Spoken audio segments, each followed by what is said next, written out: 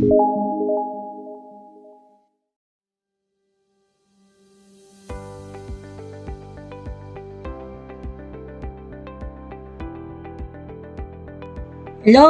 welcome back to our subject Empowerment Technologies. Again, I'm your teacher, Shalome W. Pareja. For this week's lesson, let's talk about Microsoft Word. So what is Microsoft Word? Microsoft Word or MS Word, or often called Word, is a graphical word processing program that users can type with. It is made by the computer company Microsoft. Its purpose is to allow users to save and type documents. Similar to other word processor, it has helpful tools to make documents. Again, Microsoft Word helps you to type different types of documents, also save your files, and you can also access your files save on your flash drives or external memories.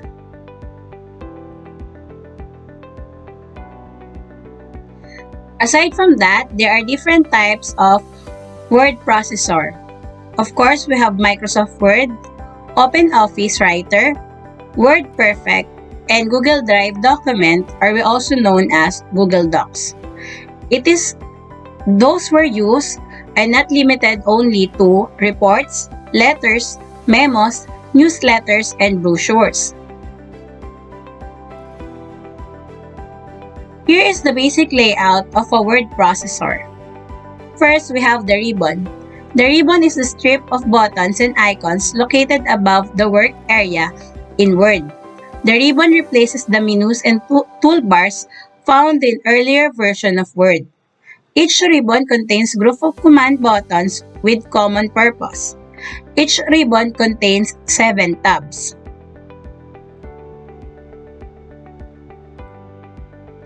The Office button to find a drop-down menu containing options such as Open, Save, and Print.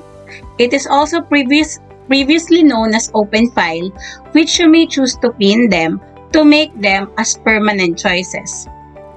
Rulers give an idea of where you are on the page. The Tab Selector button easily sets tabs by clicking on the desired position on the ruler. This button allows you to determine which type of tab will set a left-aligned, right-aligned, center-aligned, or decimal tab. Clicking on this button will allow you to change the tab style. Document. This is what you are typing or what will you print out. Status bar. This row can be customized by right-clicking and selecting desired option. Desired option may include page number, number of total page, word count, insert or overtype mode, caps lock, and zoom slide. View shortcut. These 4 buttons allows you to change the way you view your document on the screen. From left to right, there are print layout, full screen reading, web layout, and draft. This can be added or removed by right-clicking anywhere on the status bar and checking or unchecking view shortcuts. Taskbar shows open program. Zoom slides allows to increase or decrease the amount of the documents you see on the screen. View ruler button allows to view or hide the rulers. Screen split button at the top of the vertical scroll bar is a new button. Just below the double arrow is a tiny button that looks like a minus sign that lets you split your screen in two when double-click. And also, when double-clicking, it is a second time will unsplit your screen. Scroll bars allows you to view entire workbook by moving it up or down. So it's either vertical scroll bar, left or right, or horizontal scroll bar. Right indent slide. This triangle is to the left of the margin that limit the right side of a paragraph to that point. Move the triangle to the right of the margin to allow the right side of the paragraph to extend beyond the margin. The triangle at the margin will keep the right side of the paragraph with the margin. Group. Group command buttons with a common purpose are clustered together. Each ribbon contains several groups. Some groups, but not all, contain a quick launch bar. It is a dialog box launcher in the bottom right-hand corner. Title bar shows the name of the program and open document. It also contains minimize, maximize, and close button. Quick Access Toolbar. This is a customizable toolbar allows you to add frequently used commands. Click on down arrow button at the end of the toolbar to add or remove command buttons, or right-click on the command button and choose Add to Quick Access Toolbar. Tab the ribbon is broken down into 7 tabs. Each tab has common purpose and consists of several groups. To select a tab, simply click on it and appropriate group will be displayed. First line indent. This triangle controls where the first line of a paragraph begins. Move to the left of the margin will allow the first paragraph to be in the left margin. It can be moved to the right of the margin to indent your paragraph. Hanging indent.